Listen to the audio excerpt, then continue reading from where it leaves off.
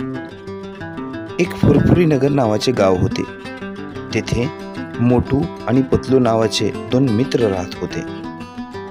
एकदा काय झाले, मोटूला खूप भूक लागली. तो विचार करू लागला आणि समोसे खाण्यासाठी निघून गेला. आणि एकदाच त्याने त्या समोशाच्या गाड्यावर एक नव्हे तर भरपूर असे समोसे खाल्ले. आणि त्यानंतर त्याचे पोट दुखू लागले. पतलू हे सर्व काही पाहत होता आणि त्याने सांगितले की अरे, तळलेले पदार्थ जास्त खाऊ नये, तर काय खावं, तर फळं खावीत.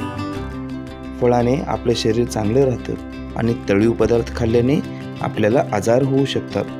अशा पद्धतीने मोटूने जे तळीव पदार्थ खाल्ले होते त्यावर उपाय म्हणून पतलूने त्याला फळं खाण्याचा सल्ला दिला. तर तुम्हीही फळं खा आणि हेल्दी राहा.